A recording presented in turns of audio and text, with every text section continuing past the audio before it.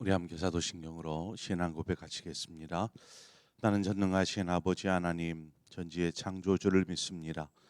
나는 그의 유일하신 아들 우리 주 예수 그리스도를 믿습니다. 그는 성령으로 잉태되어 동정녀 마리아에게서 나시고 본디오 빌라도에게 고난을 받아 십자가에 못 박혀 죽으시고 장사된 지 사흘 만에 죽은 자 가운데서 다시 살아나셨으며 하늘에 오르시어 전능하신 아버지 하나님 우편에 앉아 계시다가 거기로부터 살아있는 자와 죽은 자를 심판하러 오십니다. 나는 성령을 믿으며 거룩한 공교회와 성도의 교제와 죄를 용서받는 것과 몸의 부활과 영생을 믿습니다. 아멘. 우리 함께 찬송가 420장 찬송가 420장 너 성결케 위해 늘 기도하며 찬송가 420장을 우리 함께 찬송하도록 하겠습니다. 420장입니다.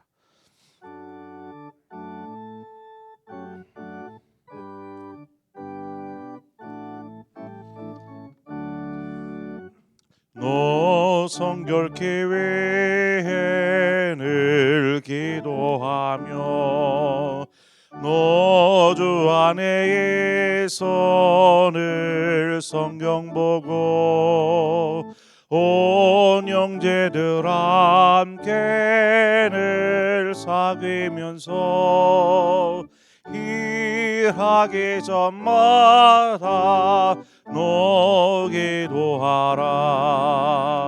너 성결케 위해 내 머리 숙여 저 은밀히 계신 내 주께 빌라. 주 사귀어 살면 주 닮으리니 널 보는 이마다 주 생각하리. 너 성결케 위해 주 따라가고 일 다급하여도 당황치 말고 참 즐거울 때나 또 슬플 때나 너 주님만 믿고 늘 따라가라. 너 성결케 위해 늘 기도하며 내 소원을 주께 다 맡기오라. 너 성령을 받아 주 섬겨 살면 저 천국에 가서 더 잘 섬기리. 아멘. 하나님 말씀 보겠습니다. 시편 140편 141편 4절에서 10절의 말씀입니다.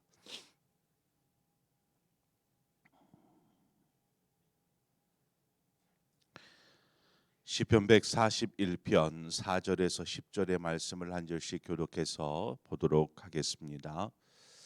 내 마음이 악한 일에 기울어 죄악을 행하는 자들과 함께 악을 행하지 말게 하시며 그들의 진수성찬을 먹지 말게 하소서.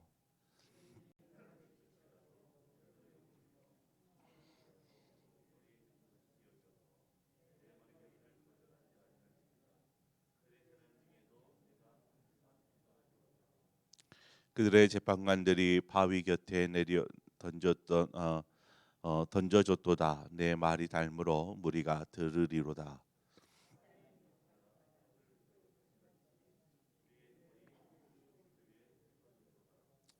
주 여호와여, 내 눈이 주께 향하여 내가 주께 피하오니 내 영혼을 빈궁한 대로 버려두지 마옵소서.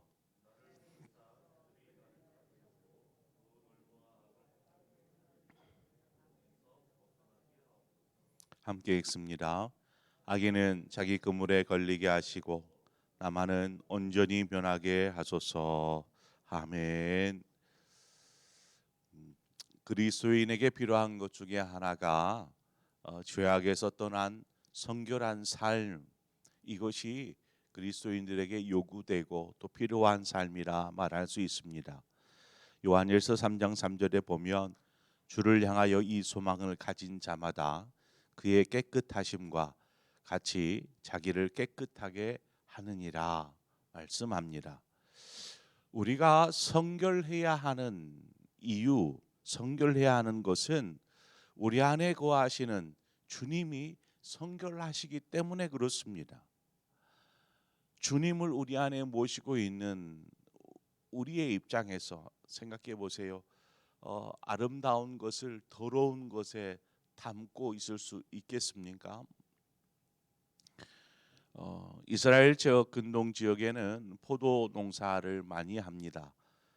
그래서 포도를 수확하는 철이 되면 이 포도를 오래도록 보관하기 위해서 포도를 포도주로 만들어 버립니다. 포도주를 만들게 되면 그것을 이제 보관을 오랫동안 해야 되지 않겠습니까? 이것을 보관할 때에 새 것에다가 집어넣어서 오래도록 보관하게 됩니다. 이것을 주님께서 비유로 어떻게 말씀하시냐면 마가복음 2장 22절에 새 포도주를 낡은 가죽 부대에 넣는 자가 없나니 만일 그렇게 하면 새 포도주가 부대를 터뜨려 포도주와 부대를 버리게 되니라. 오직 새 포도주는 새 부대에 넣느니라. 이렇게 말씀하고 있습니다. 주일에 제가 이제 세례를 집례했는데 세례는 예수 그리스도를 영접하여 하나님의 자녀가 된 그 사람이 많은 성도들 교회의 공동체 앞에서 그것을 시인 고백하는 것이죠. 저는 예수를 믿는 하나님의 자녀입니다 라는 것을 만인 앞에서 고백하고 또 성도들은 그것을 듣고 저 사람이 예수 믿는 하나님의 자녀가 되었구나라고 이제 이해가 되면 그때서부터 교회라는 공동체 안에 들어오는 교회의 일원이 되게 하는 것이 바로 이 세례라는 절차입니다. 세례의 의미 속에는 바로 이 절차가 담겨 있고 그뿐만 아니라 세례의 의미는 이 사람은 이제 죽었습니다. 세례를 통해서 이제 새 사람으로 거듭 태어난 것입니다라는 것이 세례의 의미입니다. 에베소서 4장 22절에서 24절 말씀을 보면 이렇게 고백합니다. 진리가 예수 안에 있는 것 같이 너희가 참으로 그에게서 듣고 또한 그 안에서 가르침을 받았을진데 너희는 유혹의 욕심을 따라 썩어져가는 구습을 따르는 옛사람을 벗어버리고 오직 너희의 심령이 새롭게 되어 하나님을 따라 의와 진리의 거룩함으로 지으심을 받은 새 사람을 입으라라고 말합니다. 여기에서도 분명히 말씀하고 있습니다. 구습을 따르던 옛 사람의 모습, 예수님을 모르고 그냥 세상에서 살아가던 그 삶의 모습을 벗어버리고 이제는 의와 진리를 따라 거룩하심으로 지으심을 받은 새 사람, 예수 그리스도의 사람, 그 새 사람을 입으라 말씀하고 있지요.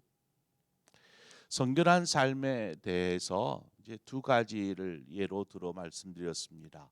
새 포도주를 새 부대에 또 옛 사람을 벗어버리고 새 사람을 입으라라는 세례에 대해서 우리 안에 계신 예수 그리스도, 이 예수 그리스도를 인하여서 우리는 바로 거룩하고 성결한 이제 변화된 삶을 살아야 하는 것입니다. 왜 이 말씀을 드리냐면 본문에 나오는 내용 속에 다윗이 자기 스스로를 거룩하고 성결하게 하기 위해서 나는 하나님의 자녀입니다. 하나님의 자녀로서 이 땅에 살아가는 동안 제가 성결하고 거룩한 삶을 살겠습니다. 이것을 위해서 다짐하고 얼마나 노력하며 힘쓰며 살아가는지를 우리는 오늘 본문을 통해서 알 수 있더라는 것입니다. 우리가 예수 그리스도를 믿는다고 거룩해지는 것은 아닙니다. 뭐 믿습니다 하면 뭐 그 사람이 바로 거룩해집니까? 저 믿음을 갖는다라는 것은 거룩해지기 위한 시작과 같습니다. 주님을 모셔드림으로 이제는 새 사람으로 시작되어 가는 것이죠.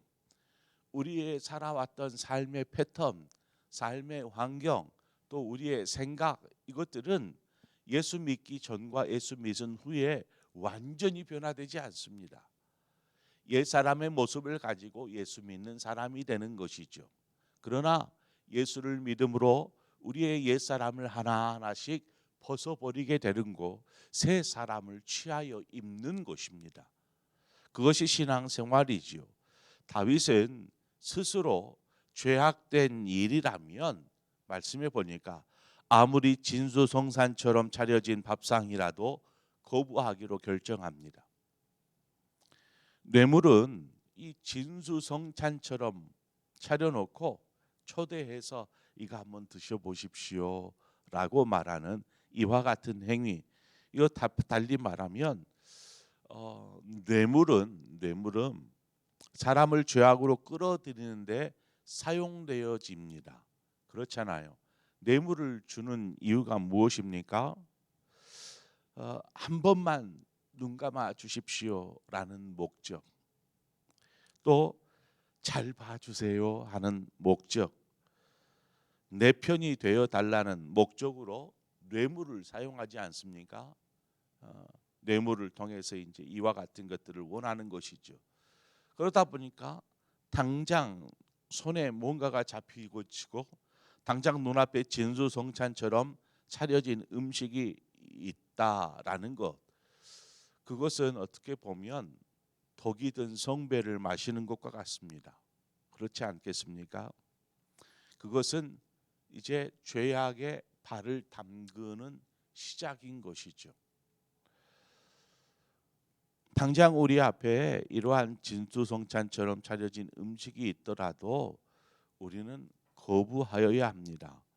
그러므로 성결한 삶을 위해서 죄악된 것이라 생각하는 것에 발을 내딛지 않는 것이죠. 다윗이 그렇습니다. 자신에게 차려진 진수성찬, 이것이 나를 죄악으로 이끈다라면 나는 이거 거부하겠다라는 것입니다. 5절 말씀에 보면 의인이 나를 칠지라도 은혜로 여기며 책망할지라도 머리에 기름같이 여겨서 내 머리가 이를 거절하지 아니할지라 그들의 재난 중에도 내가 항상 기도하리로다 라고 말합니다. 이제 여기는 좀 반대적인 이야기를 합니다. 다윗이 왕으로 있는 동안에 많은 신하들이 있었지 않았겠습니까? 많은 신하들. 이 신하들 중에는 뭐 자신에게 왕이니까 자신에게 아첨하고 막 앞에서 이렇게 좋은 이야기만 하고 왕이여 잘합니다 잘합니다 하고 뒤돌아서 왕을 비난하고 왕을 욕하는 그러한 신하가 있더라는 것이죠. 그러나 충직한 신하는 어떻습니까? 어떤 사람을 충직한 신하라 말합니까? 왕이 시키는 것을 잘하는 신하도 충직하지만 이 왕에게 정직한 말을 이야기하는 것이죠. 정직하게 상황을 설명하는 것입니다. 나라가 지금 이 모양이 되었습니다 라는 것을 정직하게 고할 수 있는 사람, 그것은 죄악된 선택입니다라고 이야기할 수 있는 사람, 바로 왕에게 쓴소리를 과감 없이 내뱉을 수 있는 사람이 바로 충직한 신하인 것입니다. 그런데 왕의 입장에서 생각해 보면 그 충직한 신하의 쓴소리가 달갑게 들리겠습니까? 자존심도 상할 수 있고 또 자신이 가지고 있는 이 왕이라는 권력을 어떻게 보면 흔들어 버릴 수도 있는, 왕이여 그것은 잘못된 것입니다. 그렇게 하지 마십시오. 뭐 이렇게 반기를 드는 것은 왕의 권력에 대항하는 것처럼 보여질지도 모릅니다. 그러나 그것이 나라를 살리는 길이라면, 왕의 길을 바르게 가게 하기 위함이라면 그것은 매우 중요한 조언이 되는 것이죠. 우리가 하나님의 자녀로 바르게 서기 위해서는 쓴소리를 마다하지 않으며 늘 겸손하게 경청하는 사람이 되어야 합니다. 우리가 말씀을 들을 때에 주여 말씀하여 주옵소서 종이 듣겠나이다 하는 자세를 가져야 하는 것입니다. 현대 사회에서는 그렇습니다. 모든 성도들이 바쁘고 분주하다 보니까 중요한 신앙의 많은 시간을 할애할 수 없는, 할애하지 못하는 그러한 환경 속에 살아갑니다. 그러한 모습들을 보면 영적인 지도자로서 제가 갖게 되는 생각은 그렇습니다. 성도들이 힘겨운 현실 속에서 신앙생활을 하고 있다라는 것을 분명히 알지만 그래도 이제 그런 것들을 아니까 성도들은 어떤 것을 원해요?